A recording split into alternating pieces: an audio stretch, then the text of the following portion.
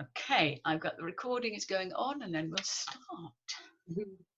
Madeleine, Yes. can I just say, it's just so funny that you're doing this talk about Walt Disney creativity, you know, that modelling, because, right, I've just lost you now. Right, okay, because sorry, I'll just put my screen up.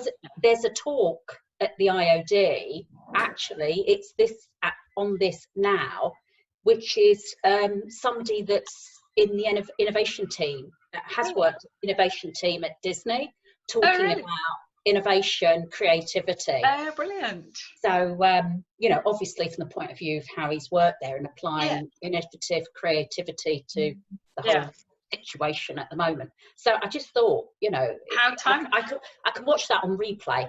But it's just at the same time, which is weird. That's so interesting. So I actually set the whole 12 months topics. I set them in advance. So this would have been decided probably last July based on feedback I had during the year prior to that. So I couldn't possibly have aligned it. But if it happened by accident, that's amazing. It's funny, isn't it? Yeah. It is. Okay, well, hello everybody.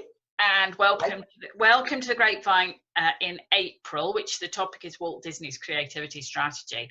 And I wanted to start with a quick overview of tonight. Just so we'll do, we've already done a bit of introductions. We'll do a little bit more about introductions. And when you introduce yourself, if you've got something in your life right now where you would like to get some creativity, where you'd like to come up with creative or fresh ideas, then when you introduce yourself in one sentence, you can tell us what that is. Once we've done the introductions, I'm going to talk about why we're using Walt Disney as an example. And very briefly, I know most of you are NLPers, but some people watching the replay might not be. So I'm going to very briefly talk about what is the modeling process. And then explain the basic steps in Walt Disney's creativity strategy. And then we'll do the main part, because this is a practice group, we'll do some practical exercises. And I've got 2 suggested exercises, depending on the numbers we are when we get to that stage in the evening. We can either do something as a whole group, all of us together, or if there's enough to go into pairs and do some one-on-one coaching and practice. We'll just see what the numbers are like. Or we might even get the chance to do both, which would be quite good fun. And then we'll end the day, as always, with some reflections, any learning points, any discussion, and whatever you're going to take away. And then we'll close. And as I say, I'm aiming to finish well before 8 p.m. So that those that like to take part in the Clap for the NHS can do that. Okay. Now, on my social media today, where I've been promoting, just doing a last minute push for any last minute people, I've been using this quote, which I found when I was doing my research, and I love it. It's kind of fun to do the impossible. I mean, when you think about, I think that might be Anne just dipping out. She said she was only going to be here for 20 minutes. Yeah, when you think about Walt Disney, he didn't let any boundaries of possibility stop him from being creative. So I think it sums up his anything's possible attitude, which is the key for tonight. So with that in mind, if we can just very briefly introduce yourself, excuse me, and turn, I think, oops, someone's trying to come in or someone's chatting. Hang on, let me see who that is.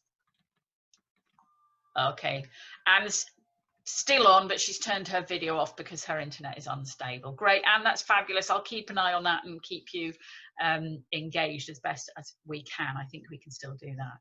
So yes, if each of you would like to introduce yourself, who are you, and what would you like to think about tonight, where you'd like to come up with some creative ideas. If you can explain it in one sentence or less, that would be perfect.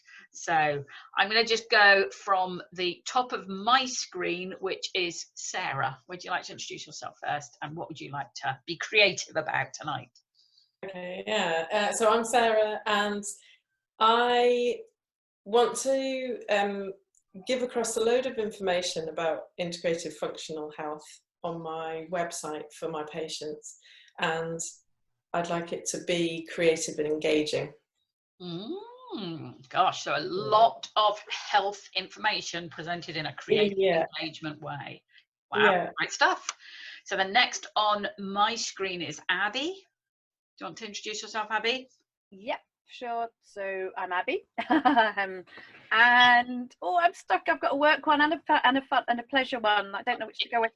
Keep them short and give us both of them. Okay, all right. So one is actually I want to totally redecorate and design my living room and my bedroom.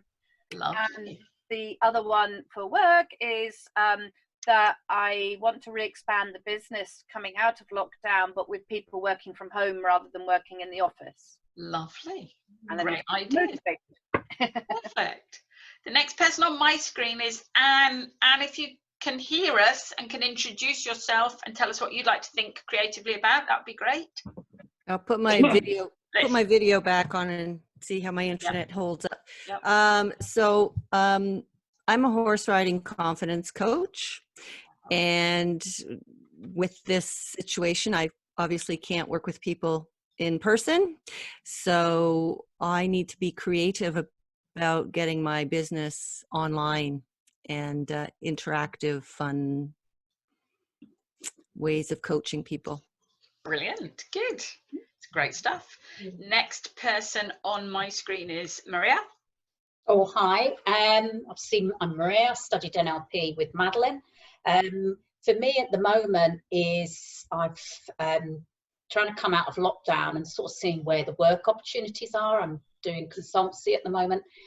And so that's kind of difficult with people being furloughed and the potential redundancies. So looking creatively about how to set myself up, and I'm already made some progress on that, but it's just really developing that so I can sort of pitch into things when things lift up. Perfect. Good. And last but not least on my screen is Nelson. Hi, I'm Nelson, and what I would like to get creative about is I work in an independent school and I train cadets, Army cadets, and I want to make the training which is given to them more interesting, which engages the cadet, but also from that is to try and get some type of online lessons to deliver to them, because a lot of this is pretty much on a physical basis. And the other one is to then try and get creative about the coping mechanisms that from my NLP course I've done to deliver to my daughter who does suffer with depression. So making this more engaging for her as well.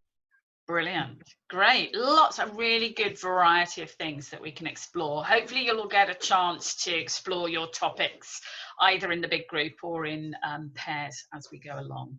So a little bit of background. You'll all know, if you've been involved in NLP, that it comes from the process of studying excellence, human excellence. And the originators of NLP they developed a methodology called modeling, which is a process for studying and exploring what it is that makes somebody excellent. And every NLPer is always asked to be, or is always interested in different things. So personally, in the past, I've modeled because I'm interested in compassion. I've modeled ways of making successful life changes, all sorts of things. Someone else might be interested in modeling sporting excellence or the excellence of being a parent. Somebody like Anne would make a great person to study if you wanted to study the excellence in being a confident horseman. Is that the right word? Horse person, is that a word? Right. Yeah, horse person. Yeah. Robert Dilts, who's one of the early NLPers, was particularly interested in the excellence of being creative. And, oops, going the wrong way. Don't know what happened there. He selected Walt Disney as one of the people he wanted to model for a number of different reasons. Walt Disney was famous for being one of the most creative people of his age, and he demonstrated a lot of different types of creativity. So artistically, obviously, his drawings are absolutely iconic. Another of his quotes, which I absolutely love, is when people sort of talk to him about how being at the top of his tree, he always says, every day I remind myself that it all started with a little mouse. And, you know, Mickey Mouse is completely iconic and was actually drawn by Walt Disney, obviously in later years was drawn by copy artists, but the original idea for the stories, the characterization, the music, the movement, the voices, the interaction with other characters, all came from Walt Disney's phenomenally creative brain. But he wasn't just creative artistically, he was also creative in business and commerce. When he died, he was the head of an incredibly successful empire, which has gone on just growing and growing to this day. He was creative in the way that he managed people. He didn't follow traditional managerial styles and structures. He was creative in the way that he communicated and the way that he shared information and shared skills and expertise. And I find it really interesting what Maria said earlier, that, is it the IOD, Maria, are doing? Yeah, have got somebody from Disney's creative team talking, and so it's like the legacy of his creativity. People have learned from him, and it's because of Disney's extraordinarily creative communication style. And actually organizationally, both in the structure of his organization, but also how he organized his day, his space, his environment, his thoughts, his paperwork, everything. He was very creative and very effective. So creativity for Walt Disney was in every single dimension. And that's one of the reasons why Robert Dilts chose Disney as a model of excellence. So briefly, what is modeling? Again, if you're an NLPer, you'll know this. I won't go through this in depth, but it basically has 6 key steps. First of all, when you've chosen what it is you want to model, in this case, creativity, you pick an exemplar. An exemplar is simply someone who exhibits excellence in whatever discipline it is you want to explore. Then you study that person. Robert Dilts wasn't able to meet Walt Disney because Walt Disney died in 1966 and this work was going on in the early 70s.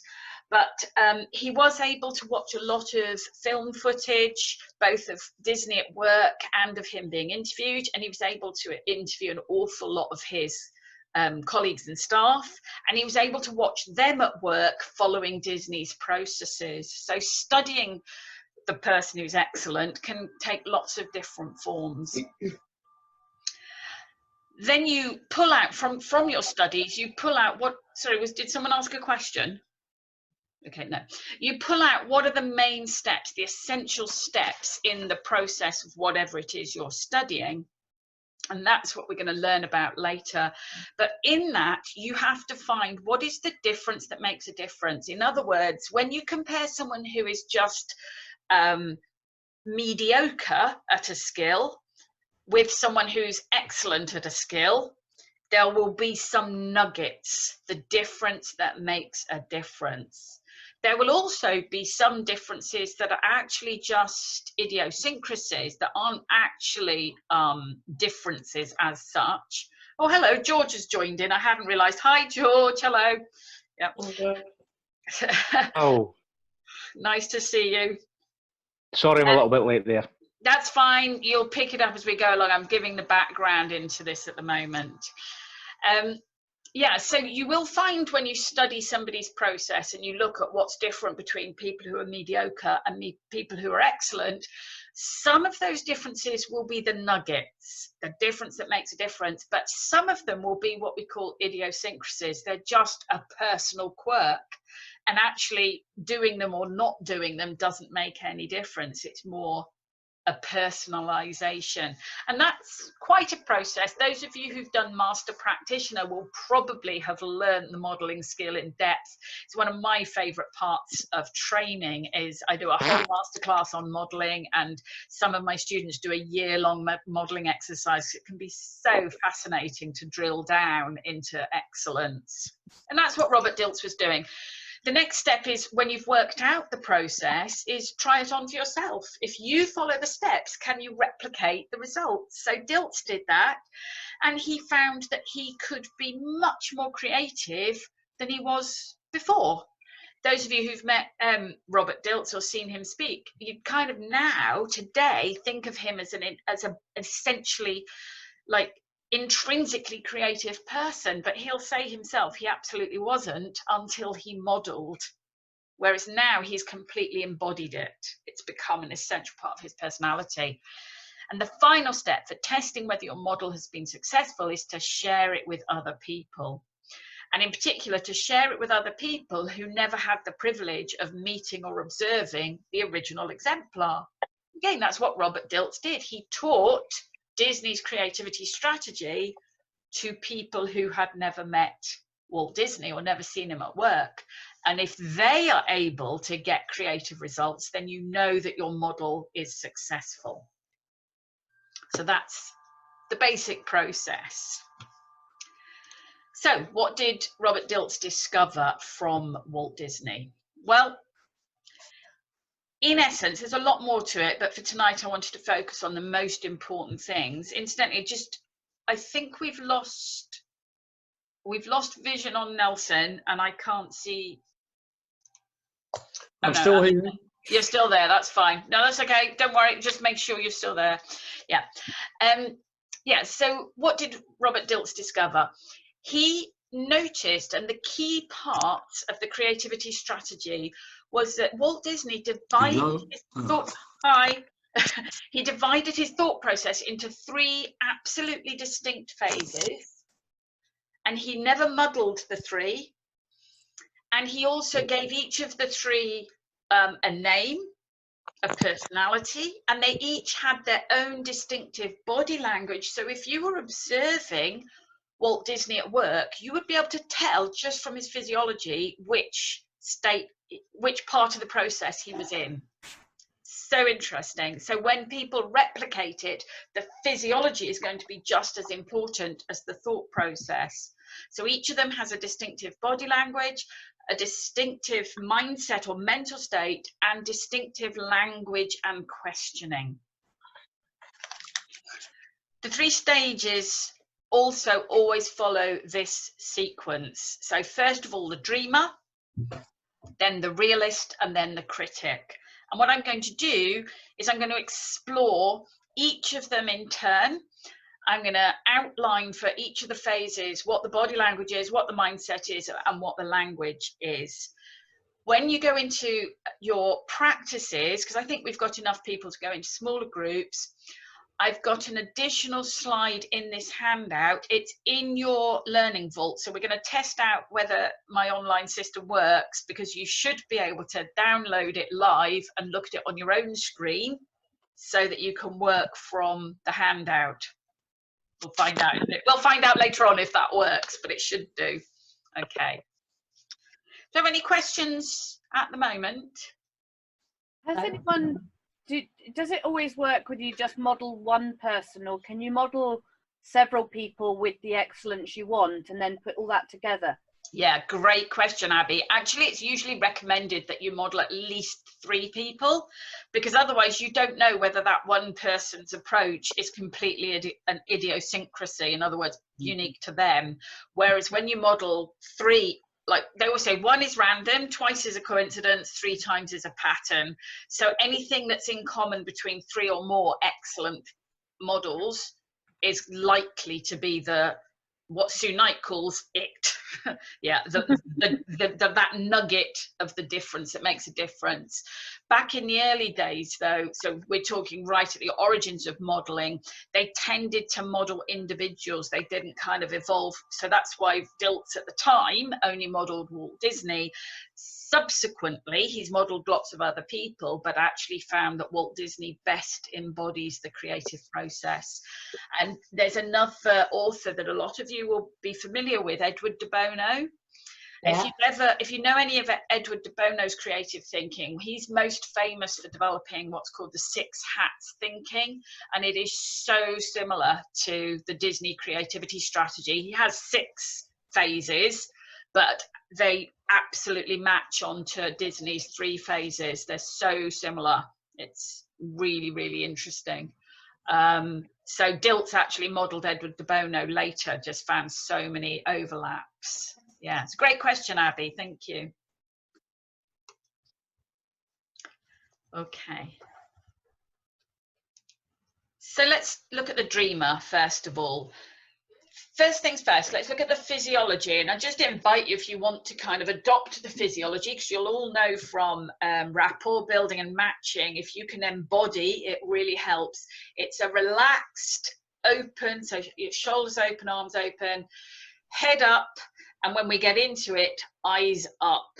So it's the eye movements, the eye accessing in the brain. For those of you that know about the brain-eye connection, we're accessing the visual cortex, but both the remembered and the constructive, because Walt Disney was a great recycler of old ideas. Creativity is not about always having new ideas.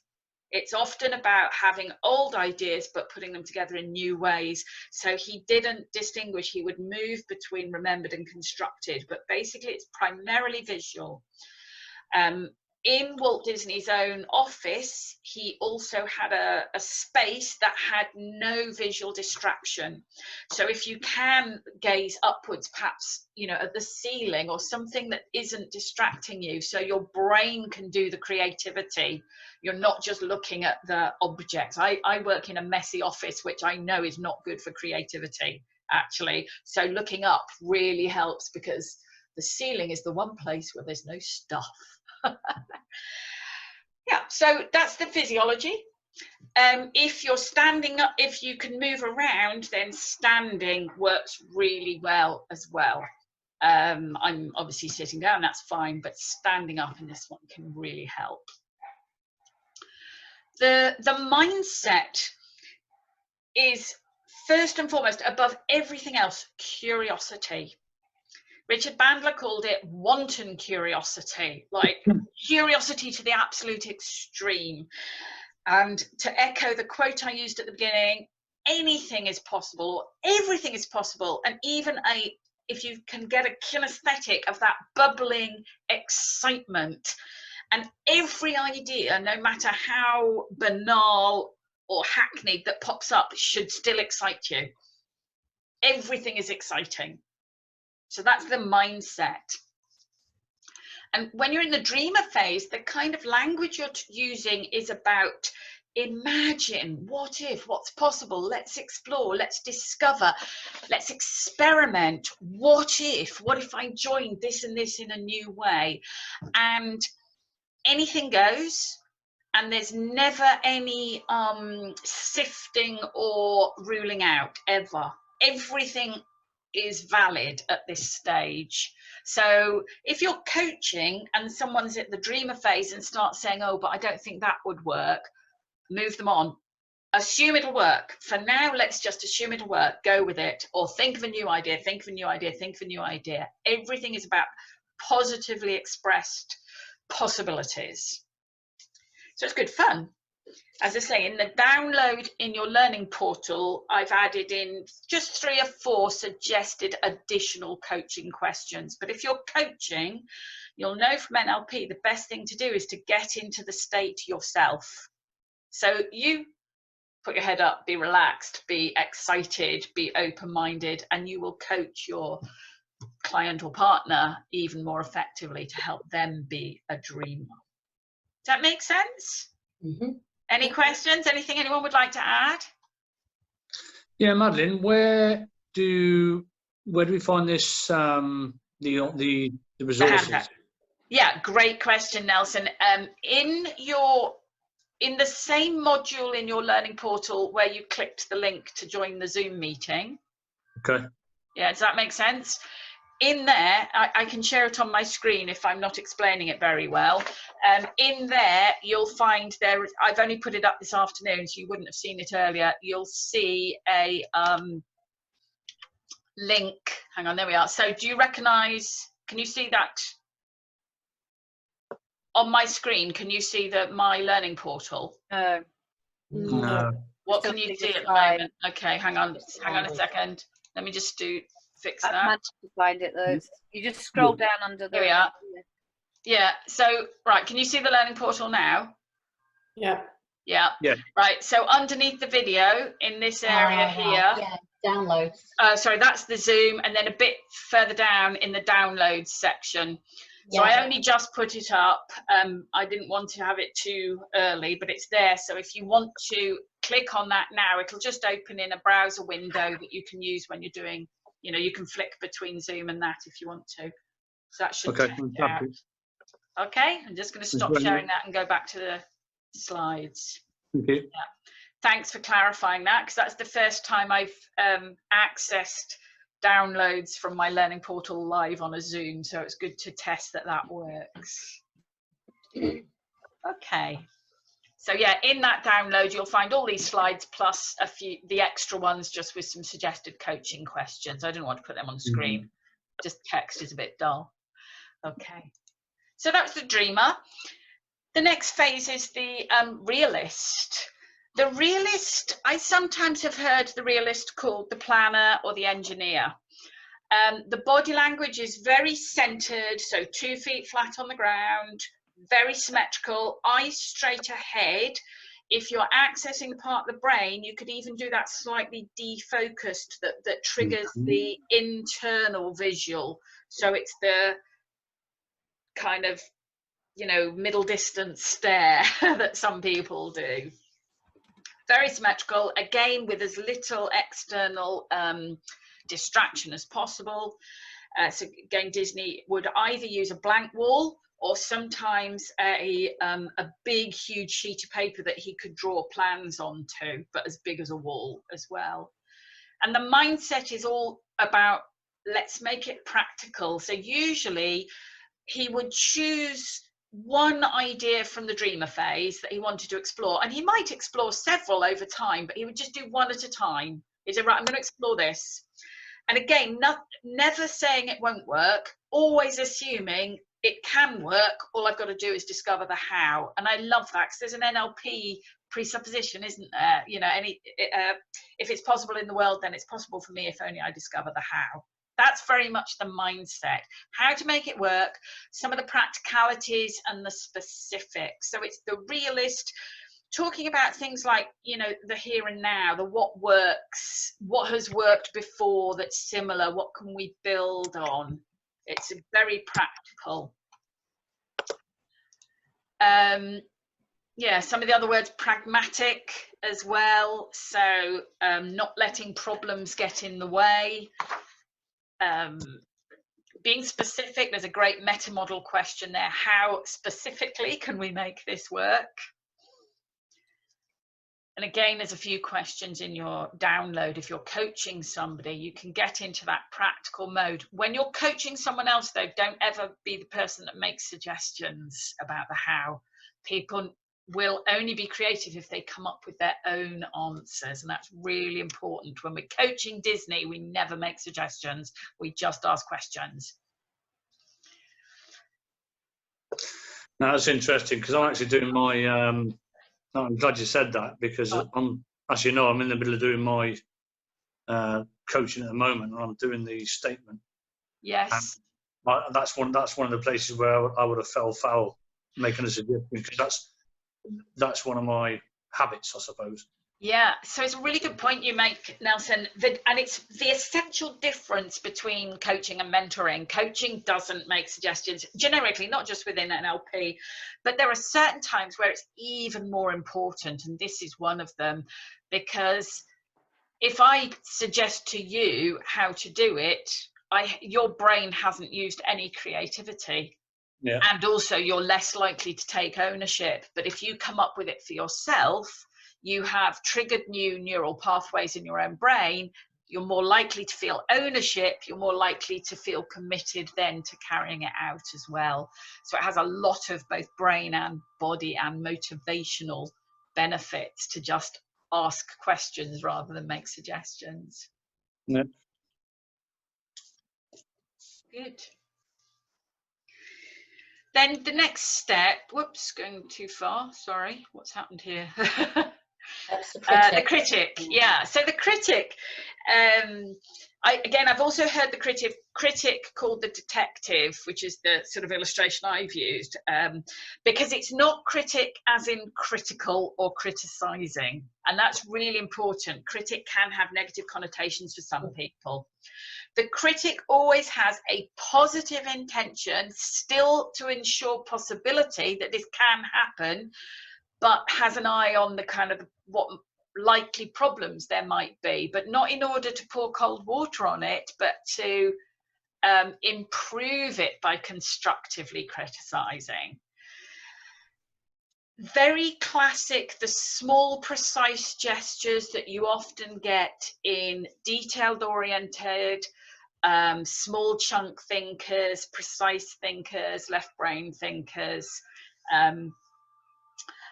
you know, those small precise gestures, head often tilted. I'm saying left, so your own, in this case, your own left shoulder, eyes to the left. Those of you who are familiar with eye accessing and in particular brain cortex will know that's for most people, that's the location of the auditory, digital or internal dialogue, the more unemotional, rational, logical thinking part of the brain. So again, it just stimulates that part of the brain with that positive intention to test the details in the fine, test the proposal in the fine details. So it will be that kind of language. Let's look at the details. Let's test it. What could go wrong? What has to happen to make that work, and what has to happen to make that work? And let's examine whether this will be successful and how to make it successful, but always aiming for a positive outcome. That's really important. Disney didn't ever, you know, he would reject an idea, but only after it had been through all of these processes. He wouldn't use these processes to reject an idea. Do you see what I mean? He would robustly test several ideas and then choose the best rather than reject some. And in fact, he often went back to earlier ideas much later in his career. So some of his different films and characters and storylines were old ideas that he went back to because he never rejected an idea ever. And particularly as film technology improved, he was able to implement ideas he'd had a long time previously, but that weren't practical at the time. But as soon as they became practical, he brought them back to the table. And I love that. He sometimes used to talk about a museum of old ideas. He said, but unlike a museum, my ideas aren't under a glass case. They're in chests of drawers that I can rifle through whenever I need one. I love that. Yeah. So those are the 3 phases. My suggestion is, what if we give it a go now? And there are 2 ways that I'm going to suggest that we do it. First of all, if you'd like to, we can do it as a whole group, because this is one of the things that Disney did with his creative team at Walt Disney Studios. He wouldn't just do the creativity on his own, but sometimes he would set an outcome and then get a whole group of people together who would all be dreamers at once for a while. So all the ideas would bounce off each other, then bring that to an end. Then everyone would be realists for a while and bounce off each other with one preferred idea to test. And then everyone would be critic for a while, and then he'd do the same with a second or a third or as many different ideas as he wanted to. So I thought what we might do, if there's somebody who would like their topic to be put to the whole group, perhaps if it's a topic that can be explained quite simply for all of us to get involved, we could do it as a group first, and then divide into small breakout groups where you can practice coaching each other on your own individual ideas. How does that sound to you? Yep. Yeah. Yeah, great. Great. Anyone like to volunteer their thing, their outcome that they would like some creative input on?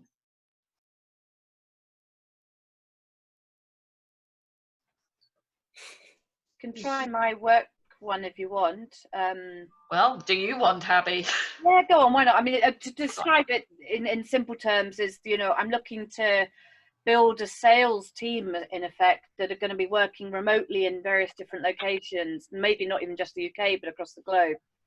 And I want them to be motivated as salespeople and to excel in what they do.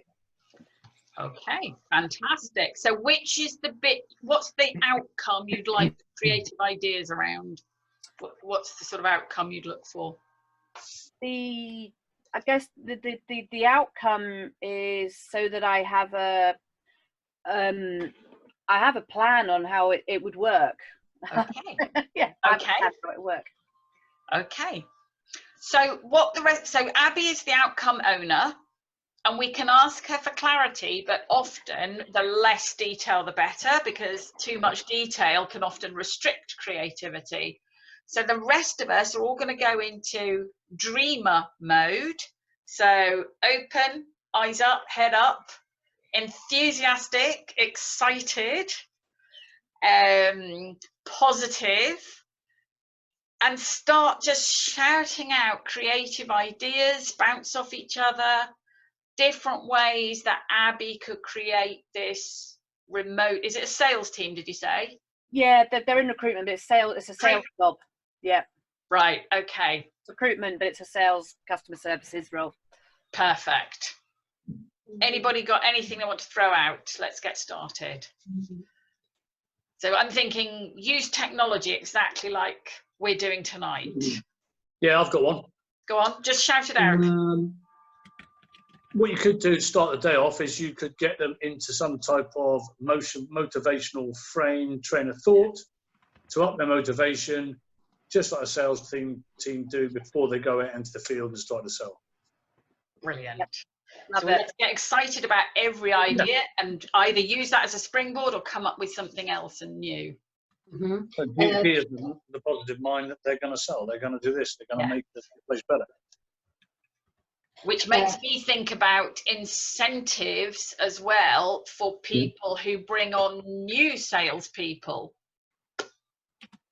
Yes. Go on, keep going.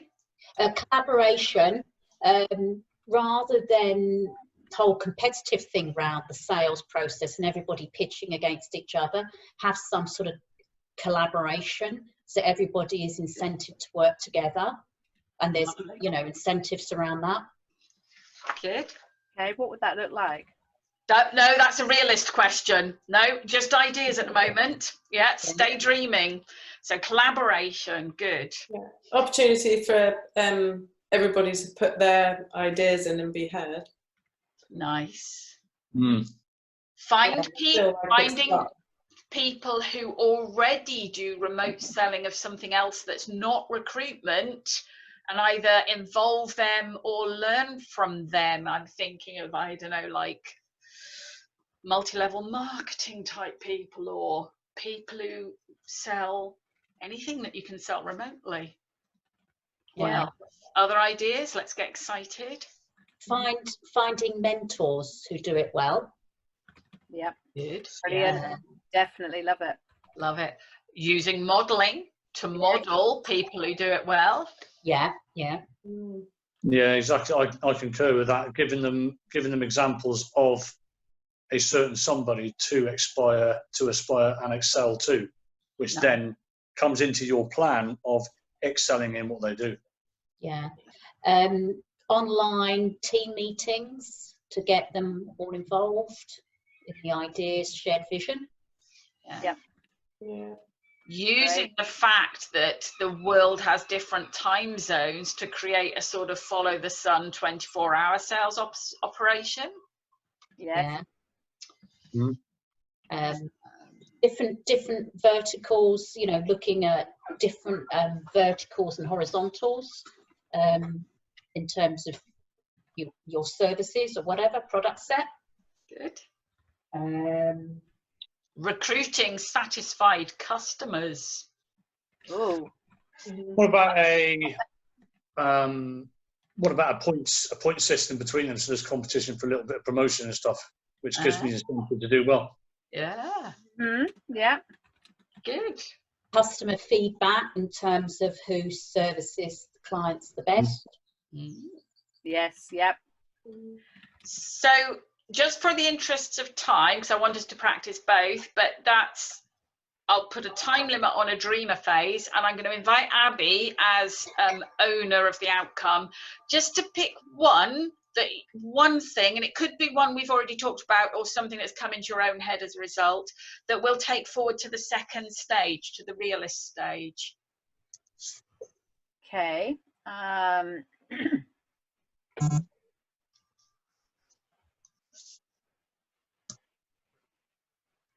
So Just going to get my mobile phone. So I'm going to pick one and then one more. Okay. Sorry, Abby, go on. So yeah. How about this one of finding people who are successful team leaders remotely? How do I find them? Knowing that most people that phone my house really annoy me. Yeah, absolutely. Okay, so again, no criticism. We're going to believe already that it can work, and it does work. So just remember, realist, all of us are going to go into realist, very symmetrical, feet flat on the ground, eyes straight ahead, a little bit defocused. Our focus is how to make this work. It's the belief that it can work. So this is about practicalities for Abby. How can she make it work to find people who are already successful at working as a remote team and successful at selling, but not necessarily in recruitment? It's more to learn from. And it's these kinds of words. If you've got your handout up in front of you, you'll see some of the You've got it on Dreamer, Madeleine, not on Realist. Oh, sorry. I don't know why it goes backwards every time. Right. Thank you very much. Well done.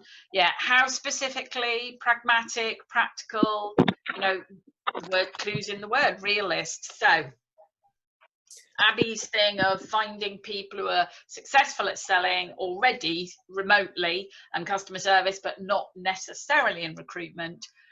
How does she make that work? What's coming to your mind?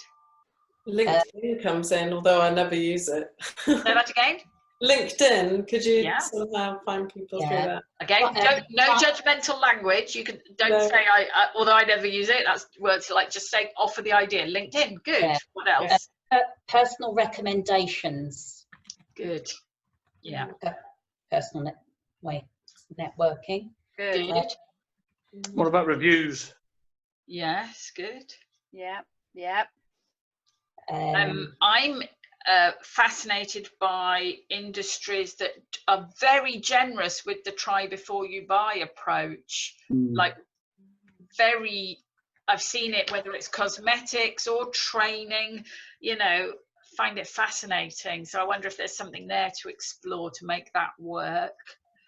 Yeah, direct marketing, like the Avon type, approach, that sort of direct marketing selling, individuals that, the franchisees, in this area. The other thing in recruitment, the realist in me says that what makes a good recruitment sales is very much about relationships. So I'm looking at the places that build trust, build relationship as individual human beings, not just as a faceless brand. So it's not car sales, it is more Tupperware party. That's the wrong thing, but do you know what I mean? It's the human, the human contact. All of it, whether it is cars or whether it is cosmetics, it's person to person selling. The person that is successful is somebody who can build relationships in all that sort of stuff, irrespective of industry. It's down to personal relationships and having those attributes. So what else will make that work? What are some of the practicalities that will make that work?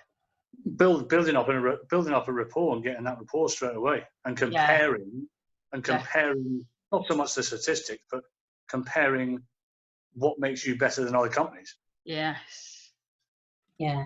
So finding that track record. So you, identifying track records, people with track records. Finding the technology that enables people to interact as human beings, and that might be meeting different people's needs. Some people will like Zoom, some people will prefer a telephone call, some people will prefer an email, and actually having the systems behind your salespeople that allow them to connect through a number of different media or channels. The other thing is having some metrics that you can measure this relationship build, pipeline build around your team. So having some clear metrics that you can measure this skill set. Good. Yeah. I think what was also important as well is that you have a follow-on as well. You don't just sell the product and that's it. You sell it, you get that, and then you have a follow-on to see how they're doing, to maintain that interest to come back as an existing customer. Yeah, so good processes, customer management processes, feedback processes. And the remote sales teams that do it really well have a balance between a really slick process that everyone follows, but room to be personalized individually and meeting different needs, and it's getting that balance. So like you might have you know, the little blue book of how to do it, but one of the rules is be flexible. Yeah, I think having different ways of engaging online that enables you to communicate with your target audience. So for different age groups or whatever, use different types of platform. Yeah. So having the technology there that enables you to engage in different ways that connects with that target audience. Yeah, definitely. It's about making the customer feel wanted and valued as well, so that once they potentially bought the project or you've sold whatever, it's not just a case of, right, we've got your business, see you later. It's making them feel wanted, and I think you'll get a lot more business, or they would get a lot more out of that as well. Yeah, true. Having a strong brand that communicates your values, and that is consistently trained to your staff, so it's consistent, the approach to sort of build up your brand. Yeah. Then also delivering those values to the staff and to the customers. In return, you'll attract staff and customers that share the values. Yeah. Okay. So moving on, have you got a few different ideas in there, Abby, for you? Definitely, yeah. So moving on to the Critic. Whoops, going too far. Oh, what's going on here? Let's try. So let's all get into the postures. So it's more narrowed down, small gestures, head tilted to your own left. I know some of us are mirror reversed on the cameras. Your own left shoulder, eyes down to your left shoulder. It's your rational, logical, detailed. The positive intention is to test. So when we use the word critical, we don't mean negative, we mean constructive but precise. And so it's examining the details, looking at what could go wrong, but always with a view of, and how can we overcome that? Or what do we need to put in place to prevent it? Or what has to happen to enable this? So we're down to some details. So again, I'm going to ask Abby, as process owner, is there a particular angle of where we're at so far that you would like to take into the Critic phase? Yeah, I think one of the things I see is a bit of a combination of a couple of the ideas that came out of that was that to make it successful, I believe, like everyone's coming up with the customer feedback, the customer's feeling very much wanted is essential. And I feel that in recruitment quite often we reward sales, but we don't reward service. Yes. And if I'm doing a remote team and I need them to follow through with what is already a strong brand by delivering the service that I expect them to deliver, and they're not right here on my doorstep to make sure it happens. Okay. Obviously, there's two aspects that will happen, and one is I need them to believe in my values and to deliver those values and the company values. But then we would find that out and taking it from getting customer feedback, and we could also reward the team for good customer feedback. I guess the thing to test is realistically, when you ask customers for feedback, you know, not everyone does it. Yes. So maybe we could examine what could go wrong is if I'm going to reward people on customer feedback and the customers, how do we make the customers give feedback? What happens if they don't?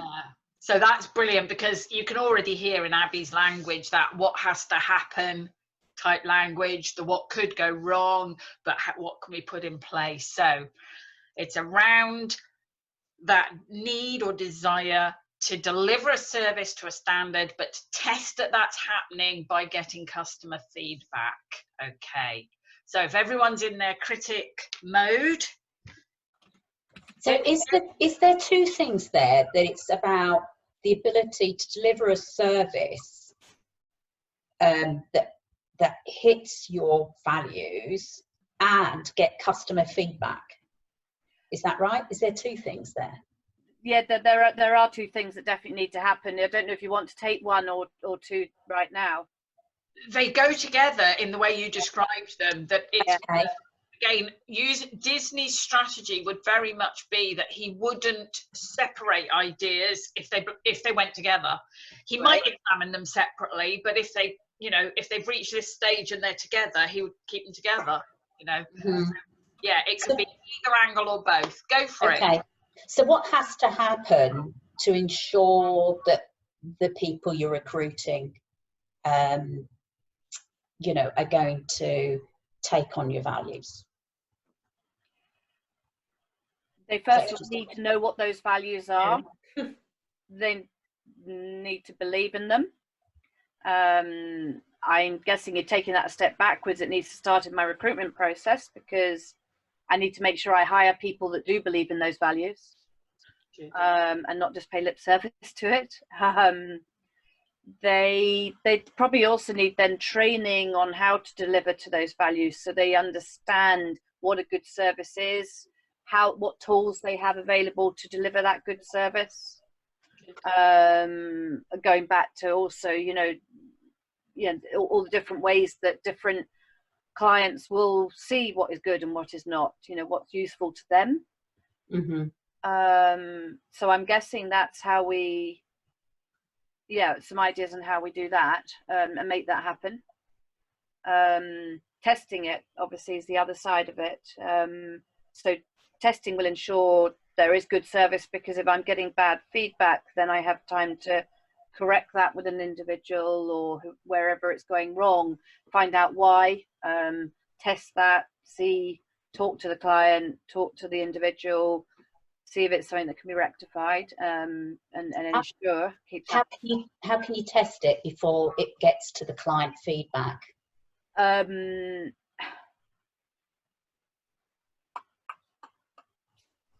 That's hard to know. If my people are remote, how do I test before? I mean, I can do role play when I'm training them and developing them, you know, and check when I'm role playing with them that they are doing it how you'd expect. And I can have, so at the moment when we're in the office, we do weekly catch-up meetings with everybody, and we work through their work in progress sheet, so they have all of their activities on it, and we talk about what they're doing and brainstorm how they're doing that. So I'm guessing that's another good way, because when we're brainstorming, you know, I can be saying exactly what are you doing with this client at the moment, and checking that they are following the steps that deliver a good process. And you can still do that remotely? And I can still do that remotely. Yeah, this technology is one of the things, whilst we've been in lockdown, that has made me realise how much easier it is going to be able to do this. It really is, yeah. It's so much more engaging. And it's great. And there is different ways that appeal to different people. I've had a couple of ones today on those, what's it called? The seminars where they just present at you and they're not interactive like this. Yes. I now see them as archaic. Yes. Me too. I go to sleep after 10 minutes. Go to meet, is it, or whatever it's called? Yeah. And yeah. I've so switched off from that now. It doesn't do anything for me. Whereas seeing people, interacting with people is so much better. I've had 10 meetings with people all over the world today, and it's phenomenal because it's all been online video and we've had eye contact. It's lovely. Yeah. So yes, all the different technologies. So, and making sure that I'm having those regular catch-ups with my team where I can talk to them one-on-one, even though there is maybe a time zone difference or a country difference, I could still do that. Do you think that the virtual way we are at the moment, what you just discussed there, takes away that human interaction, and how could you deal with that? Well, we don't technically have interaction in person very often with our clients and candidates anyway, because we move people across the globe. So typically our clients and candidates are always in a different country to us. So I'm used to interacting over the phone with clients and candidates and vice versa. And also my clients are used to interviewing candidates from overseas by phone and sometimes video. But now I'd like to move everything to video, you know, where is possible. But the new thing would be the sales team not being in the same place. And yes, I think maybe an annual meetup with everybody from all over the globe would be needed. Yeah, and getting everybody together where we can, whether it's, or even twice a year, you know, just that timely manner of trying to do that. We've had remote offices before, and we used to get them to meet up and come to one location where they could, and also sometimes second them across the globe. Yeah. Good point. So I'm going to just invite you to notice, and I don't like closing a conversation down because it's going really well, but I also want to give people a chance to do small group interaction. But just notice how we've actually moved from the whole group doing a role into the whole group coaching Abby doing her own critic. And it's really effective. It's so interesting. By asking her questions, she's coming up with her own critic, but based on some of the ideas that we'd fed earlier. So it's one of the really effective things of Disney's strategy, that it could be used in a lot of flexible ways. So appreciate that we hadn't drawn it to a complete conclusion, Abby, but did you take something useful out of that? Yes, lots of wonderful things actually. Thank you. Super. Yeah. If everybody would like to, what I'm going to suggest you do for exercise 2 is I'll put you into breakout groups. One of the things I quite enjoy doing is Zoom can allocate you just randomly, so I don't have a say in who goes with who, and I quite like doing that, so we just all mix up. The idea is that, very much like we've just done with Abby, if you're in a pair, I think there's 5 of you, so there'll be 1 pair and 1 group of 3. So if you have an outcome owner, like Abby was, who summarizes what they want to explore, but this time the outcome owner is going to do the thinking and the other person will coach them. So as coach, you'll guide the person as I guided you, so into the physiology, into the mindset, and then use some of the key questions. And this is Nelson's point about not making any suggestions, which we were being very good at doing. With Abby, in the 3rd part, we were letting her come up with her own solutions. In this one, when we're doing it in pairs, you're going to let the outcome owner come up with their own solutions for all 3 phases. And then end it up with the owner summarizing their thinking. What I'm going to suggest, so it's 7:15 now, I'm going to put you into breakout groups for 20 minutes, which should give you time to either do 2, 1 each for 10 minutes, or if one of you doesn't have a topic, one person will get a load of in-depth chance to chat. It'll be up to you to agree amongst yourselves. Everyone happy with that? Yeah, you might as well put me to 3 because I've done my ideas. So. Okay, I will see. I think I should be able to do that. Thanks for the thumbs up, George. Yeah, I think I should be able to do that. Oh, it was brilliant. So Sarah, if you go reactions. Yeah, if you go to where it says participants, yeah, you can do all sorts of reactions. Oh, right. You can, I think, Yeah, somewhere anyway. Yeah. Okay. All right, there you go. There we are. Maria's put her hand up. Yeah. My favourite is you can tell me that you want a break and it pops up with a cup of tea on the screen. Oh yeah, Abby's clapping. I love it. It's hilarious. Oh, right. Oh, I see. Yeah. So funny. Okay, so I'm just going to pop Right, yeah. breakout rooms.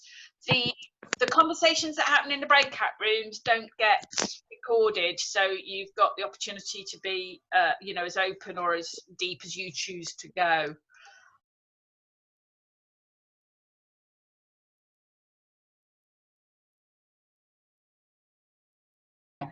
Great stuff. Welcome back.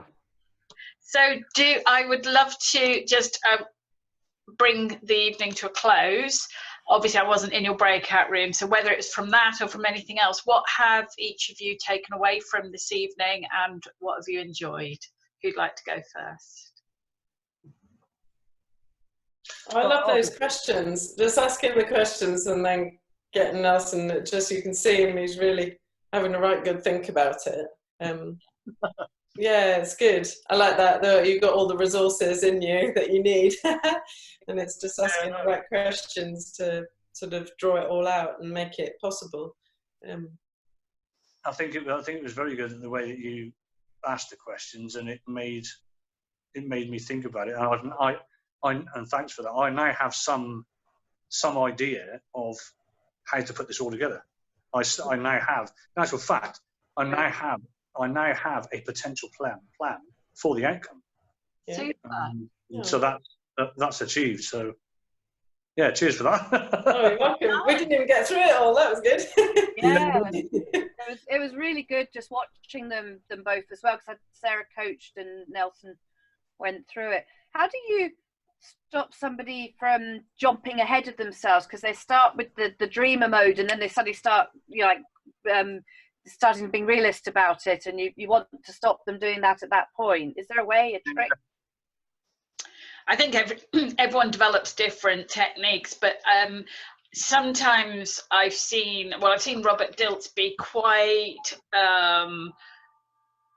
kindly authoritative, if you know what I mean. He'll very quickly go, "You're jumping ahead," or "Can I pull you back to dreamer?" As soon as you notice it, don't let it go on. Because I mean, it can work if you muddle up the phases, but then that wouldn't be pure Disney strategy. Disney was rigorous, and he actually had different rooms or different spaces that would remind him physically to anchor each role. So yeah, each of you'll find your own style, Abby, but I think it's absolutely okay to say to people, hold that for later. You know, you've gone into critic or you've gone into realist, let's go back to dreamer. And using the names helps. You know, be a dreamer, dream. Good. Yeah, I like that. Other reflections? I think the suggestion coming from Sarah at one point, and she realised it. She went, hold on, and she went back in it. And that's if I wasn't in this forum and I was coaching somebody on a one-to-one, that would be the type of thing I would do. And I need to change my behaviour from not, which would enable me not to carry out that behaviour and give a suggestion. So great opportunity to model Sarah, because if you catch yourself doing it and pull back, that's good too, isn't it? Yeah. Fabulous. Well done, Sarah. Oh, yeah. So he's like, oh, how can I solve your problem for you? Good. George was coaching me. Lovely.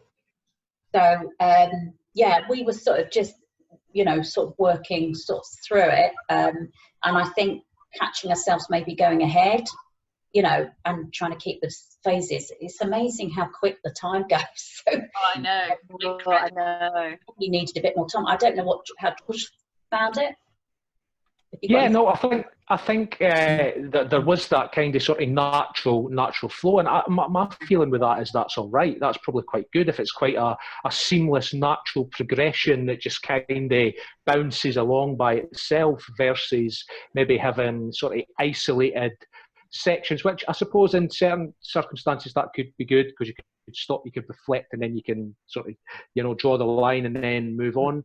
But I guess in a one-to-one sort of conversation like that, feels quite nice for it just to kind of bounce along by itself, maybe. Struggling in my mind, a little bit of tug of war going on, Madeleine, whether this is better for idea generation once you have a pretty formed specific goal, or whether it is better for ideas to then funnel into a more specific goal. And I imagine you'll probably say it could be used for both, but I mean, absolutely genuinely, genuinely, I first learned this before I'd even heard of NLP. When I was a management consultant, I used to work with insurance companies doing change management, and we used to use it, for example,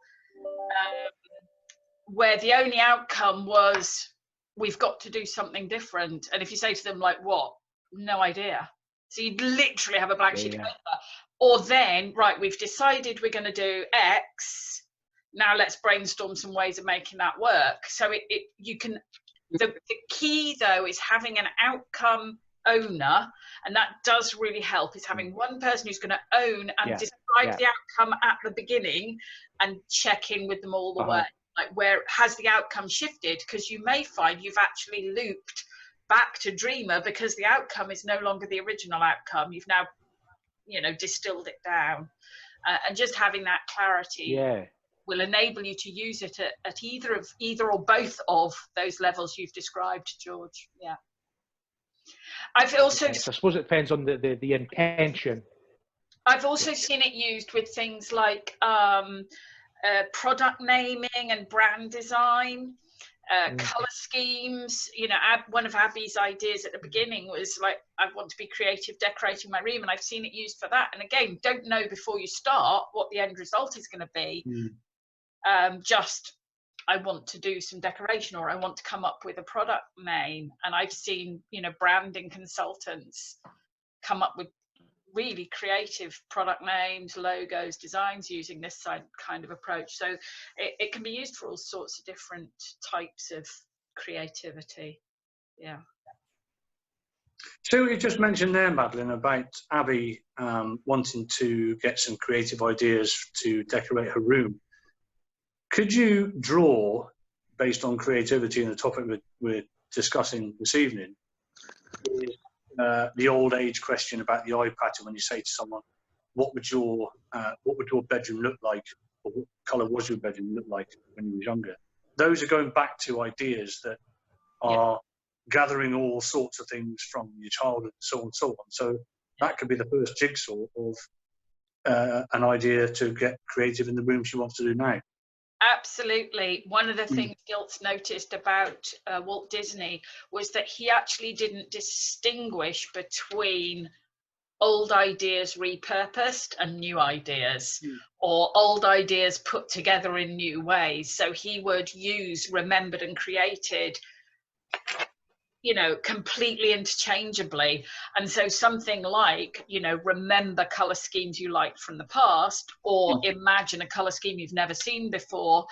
It almost would be, you know, both and, not either or. Yeah, absolutely. And again, using that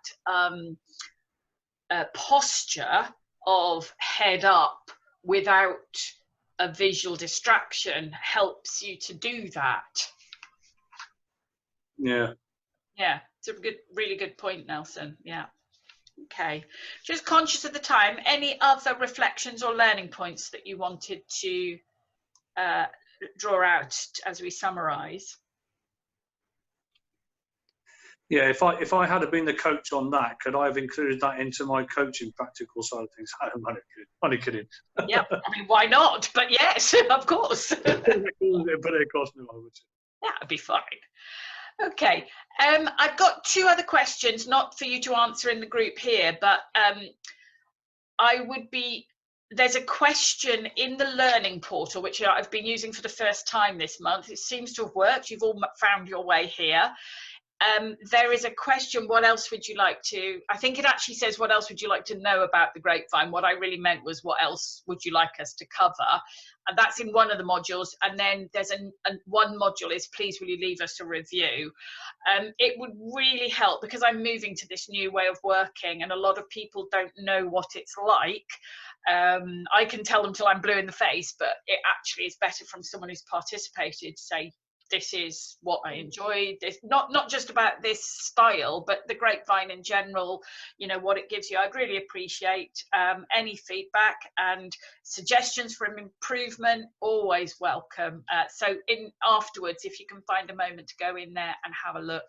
The portal, I will update the recording probably tomorrow. It takes a bit of editing, a little bit of magic happens behind the scenes.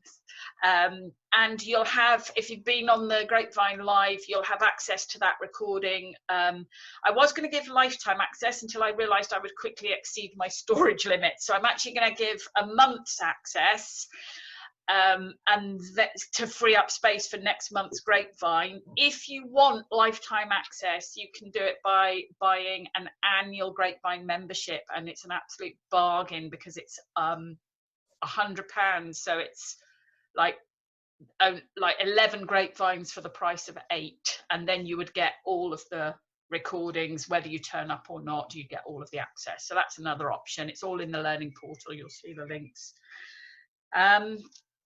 So the only other thing I want to do is just to tell you about next month's Grapevine. Oh, going back to basics, this is one I was asked about often, and I was never sure whether to do a Grapevine on it, but I actually think it's a brilliant one. It's, what is NLP?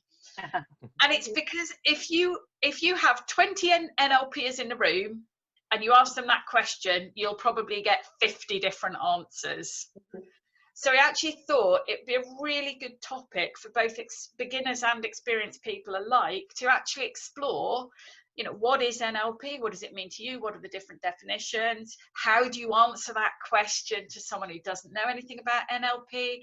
And we might look at some of the things like, what are the objections some people have to NLP?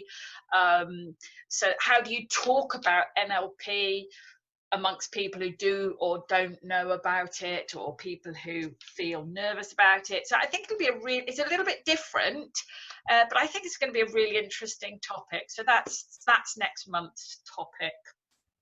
Also, as we're getting into the middle of the year, it's about now that I start planning next year's topics. So if there's something you'd like to see at a future Grapevine, do let me know. If we haven't covered it before, or we have covered it before and it was popular, then I'll definitely put it into the melting pot.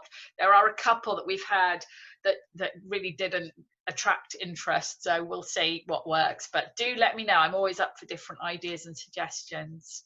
Other than that, unless there's anything else anyone wants to raise?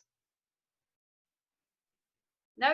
Okay, in which case I shall say thank you very much indeed. Have a lovely evening, stay safe, and I'll see you next month, if not before.